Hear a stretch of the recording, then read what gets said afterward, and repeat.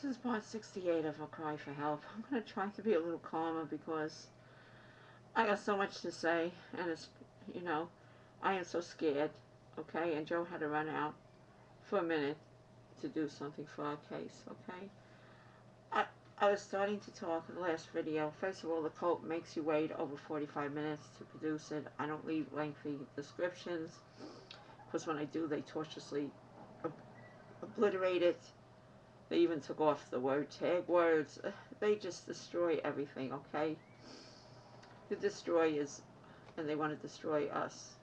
I mean, really destroy us. Anyway, when I was talking about the Blue Swan Diner in Oakhurst, New Jersey, okay, I know I go into other things because this case doesn't just go one way. It goes in all different directions.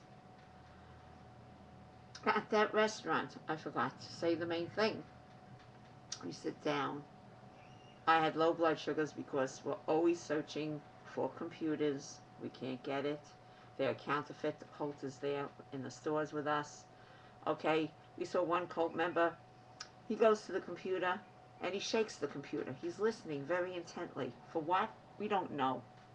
And he lifts up all the computers and he looks at the same tags that I'm telling you about that are not professionally glued on. It's like a kindergarten child glued it on. Okay, it's all blue with blue glue that you can see through it. Anyway, he's looking on the bottom of the computer all the time also. Maybe he's looking for other things as well to identify, to make sure it's his computers. Okay? Anyway, we go in the diner, and this is the Blue Swan Diner in Oakhurst, New Jersey. We asked for coffee, like usual, and we asked for regular milk. Remember the incident at McDonald's with the milk, where they put it in a blender. This particular young male waiter says, "I'm sorry, but we don't have regular milk here. We only have skim milk or creamer. What would you like?" So we said, "Why don't you have regular milk here?" "I don't know, we just don't have regular milk." I said, "That's weird." I said, "How does the restaurant survive without having regular milk?" I mean, any place that you go to has regular milk. He says, "I just don't know, we just don't have it." So we immediately, okay, he walked away. I just said, "Give me skim milk," out of shock. Okay, Joe and I discussed at the table. We said, "What's going on here? Let's get up." So we get up. The young male waiter sees us as we're going towards the entrance door. He says, "Where are you going?" So we said, "Look, there's a lethal cult following us wherever we go. They want to poison us. We have very similar incidents in other restaurants where they don't have milk, they don't have bread." I said, "If you don't have regular milk in a diner, there is something wrong. It means that the cult instructed you to say that because they want to poison us." So he says all of a sudden, "Oh, I think I can get you regular milk. Why don't you sit down?" Just like the manager at JR's. He can get us bread. Why don't we sit down?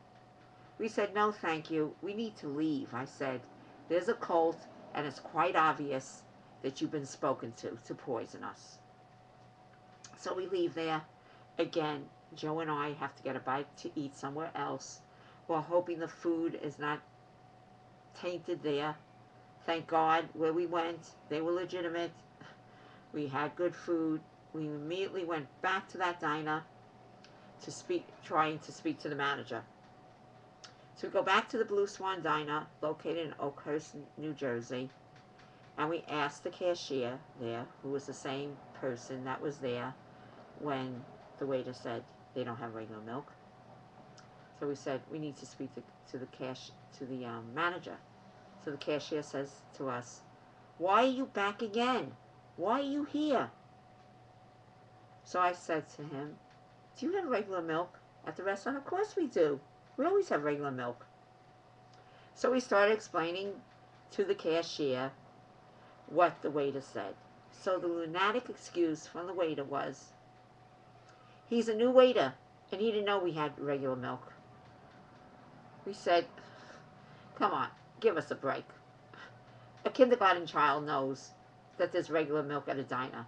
I said, could you please bring that waiter here and talk to him and find out why he said that? He says, absolutely not. I will not.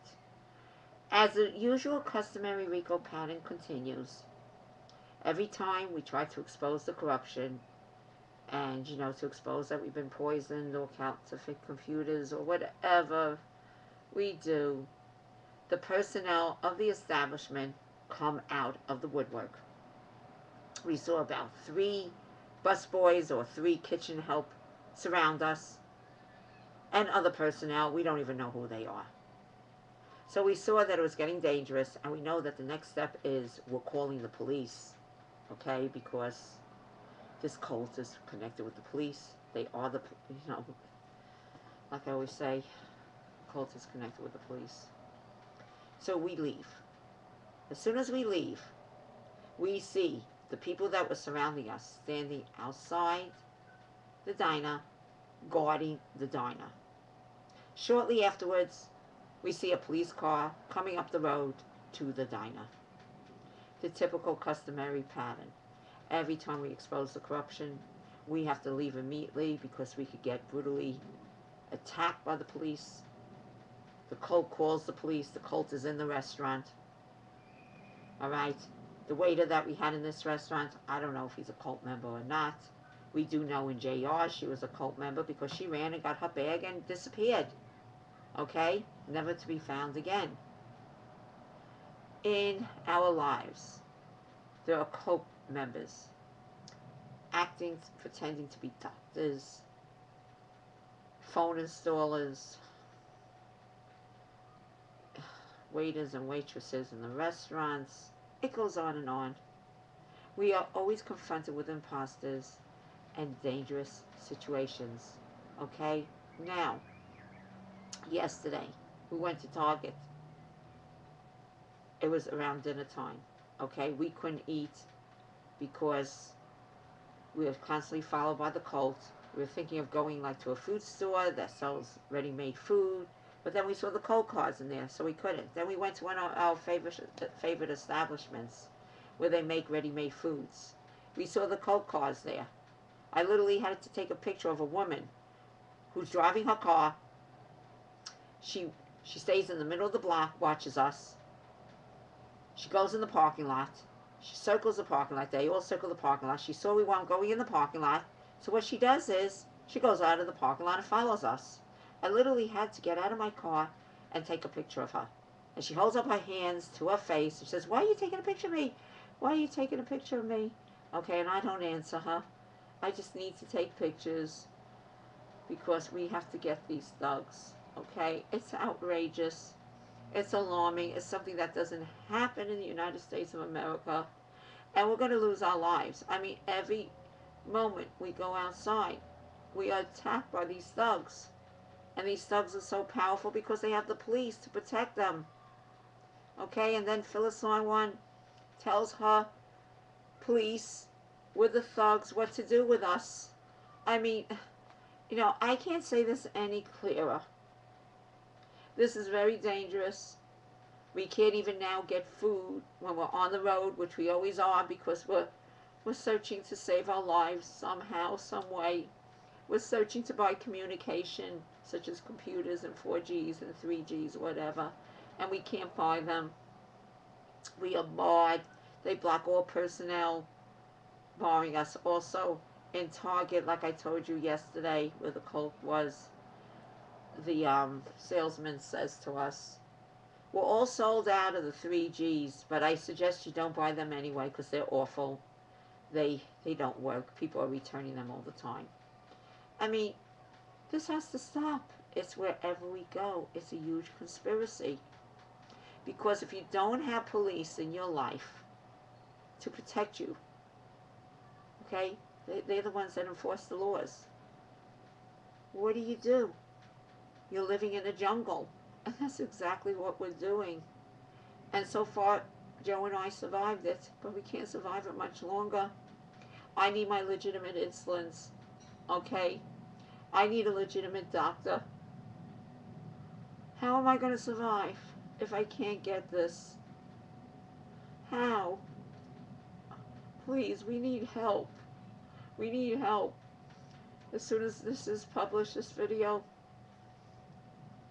the cult tries to take it off any new website that were put on. We were put on a wonderful website. It was called Rutland City Police Corruption. And guess what? The cult took us off of that.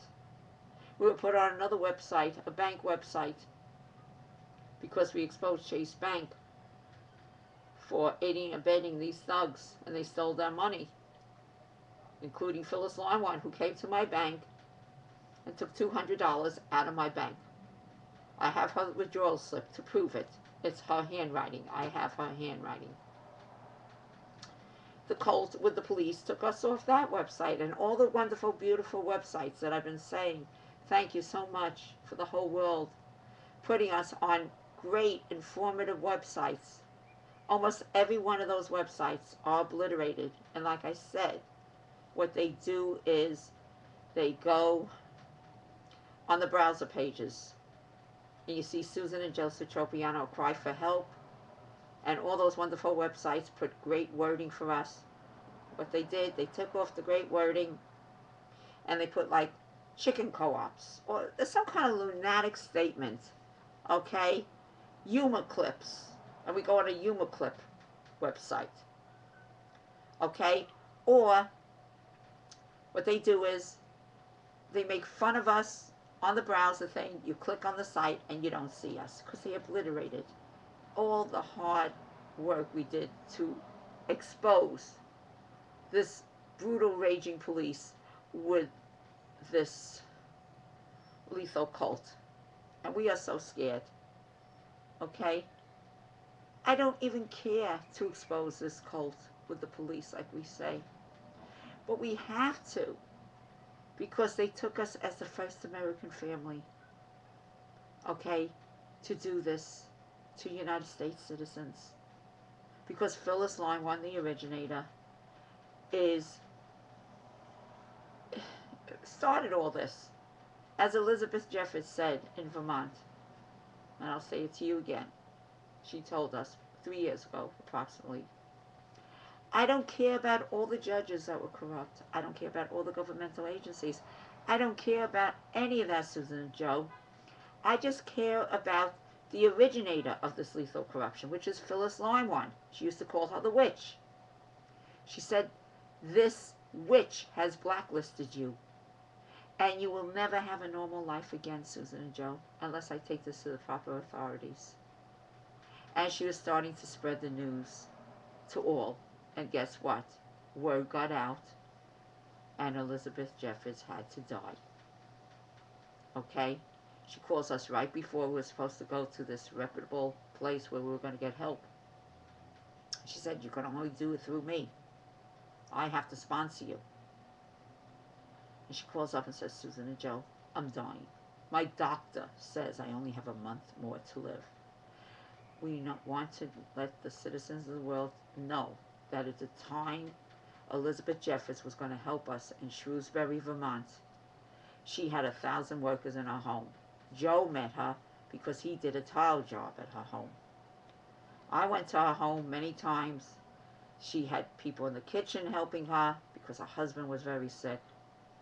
She had people, 1,000 workers in the home.